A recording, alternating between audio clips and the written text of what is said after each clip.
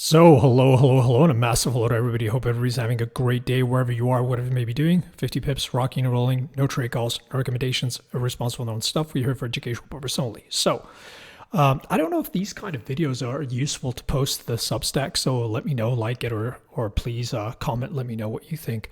But basically, I had a couple of questions on this chart here you see in front of you that I posted on Palantir on what the zones meant, what the drawings meant. So I thought maybe it could be an interesting exercise just to go through how we came up with this chart. And again, this is interesting, I think, not only for Palantir per se, but just in terms of reading a chart. Again, with terms of doing this kind of thing, there's no right. I strongly believe there's no right or wrong. It's just whatever makes sense to you. But maybe this can offer up a little bit of food for thought. Okay. So what I've done here is I've cleared up the Palantir chart, and I'm going to just go through it. Like, I think I got a question in the webinar. Somebody asked about this. I don't usually follow this, and show you how I would go about analyzing it and constructing the chart. So if somebody asks me about a chart, I don't usually look at it or something. The first thing I do is flip to something like a higher time frame, right? So I flip onto a monthly. Do I see anything strange? Here, the first thing that pops up to me is this high. Right? Clearly, this is a high that was defended. You got a very aggressive move down off of this, basically retraced all the way down, pretty much going back to low single digits. And then we broke through and a very, very aggressive breakthrough, right? So the first thing I'd want to do here is slap a line right here, understanding that this is a key level, right? Then I drop down to the daily and say, okay, what's going on in terms of a shorter term dynamics after we broke out of this key zone? And what you can see here is that, as you would normally expect, you don't break through those levels like knife through butter on the first time. There's always a little bit of a process. And you see first, we gave a stab here. It stalled. You still saw buyers coming in supporting. We stalled again. And then you had an impulsive break right on earnings, right? So here, what is the second thing that catches my eye here, and I want to draw, is this whole action we saw on that earnings release, right? That low, the gap up open all the way into this high where we stalled. Now, what does that mean? Well, this is going to be a very interesting zone. A lot of people likely have new positions on here as of this break. It's probably a level that will attract aggressively if we get some real downside action. So that's something I want to have. I want to have marked up on my chart. Wherever that happens on the chart, these zones are always very interesting, but especially here because it ties up with an all-time high back in 2021, which basically took about 3 years to break through. Now, the other thing in terms of where we've been trading, well, the first thing, the last thing that is apparent is that we've been chopping around here, deciding what to do. I mean, we looked at this a couple of sessions back, but basically in this chop zone, what catches my eye? Well, there's two things that catches my eye. The first thing is this aggressive down day and then this aggressive up day. So what's happened is basically we have a very strong gap up here from here, gap up open, and then bam, it gets completely slammed. And then it's basing at this level, we have a rip that gets smacked, that stalls right into these previous highs. So those two, 1 and 2, those are super important, right? For a number of reasons. We don't necessarily have to go into that in detail. So those are two levels I want to have marked up on my screen. And as soon as those 2 days happen, this is something I carry forward, right? To me, I look at this almost like a previous day range setup, a previous day dynamics, and that's what we discuss a lot in the daily webinars. And basically this is carrying forward what these two candles do is they give me very interesting location, right? Either to trade a range trade, looking at this as just high, low, and mid.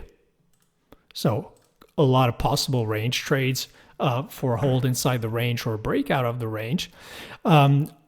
But also, it's telling me, where a lot of people are stuck, where you can get a lot of momentum on a break outside of that. The more we hold in these areas, usually the more aggressive the breakout is either side whenever that happens. So as we did on the chart I posted on Twitter, these become very, very important turn points, right? And what these levels do and what these areas do is they offer very nice asymmetry, right? They offer asymmetry for a number of different kind of trades. They offer asymmetry for trading hold inside the range, for a failure to the upside for a move back into mid, for a failure to break the downside for a move back into mid, for a retrace of the whole range, or for an extension or retracement outside of the range. But what is key is that always it offers you a lot of asymmetry when you've got these tight zones. So for example, if you're trying to play this very mechanically, once we got the breakout here above this range, you get long, stop back inside the range, looking for a trend, grind higher, continuation higher.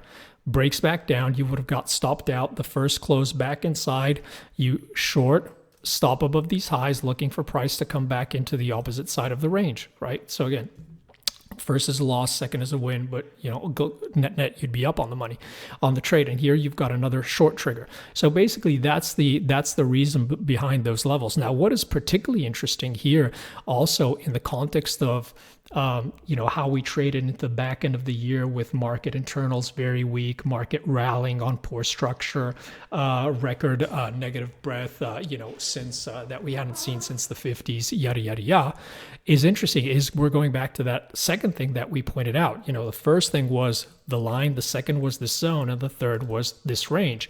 So remember, this range here, we consider this neutral. It's just range trades inside of here. This is when a lot of times you'll hear me say, don't be confused by velocity of move inside range. And then you've got either, you've got possible long, short setups at the extremes of the range. Now here, again, what is interesting is that you've got all this area that is going to attract in case you get traction to the downside. And especially if, as it looks, the market is weaker and weaker, we're likely going to get more volatility into the inauguration after Trump gets elected that first week. Inaugurated after that first week. He's likely going to announce a bunch of stuff and the market's likely going to get a little bit jiggy. We see some of the air coming out at some of the chips and some of the things. This clearly opens up the potential to look for either, any kind of failure to get back inside the range, to play for a move back and fill this whole area, come back in the 45 level, back into the 200 DMA. That's completely in the cards, especially if you see a double-digit retracement in equities in general, right? Or, if everything goes gung-ho again, to play to get back long once we get back inside that range, right? So again, not trying to look at setups, but just trying to give you a little bit more detail on the chart and the stuff that are posted. Sometimes to me they seem fairly self-explanatory, but I understand they're not for everybody.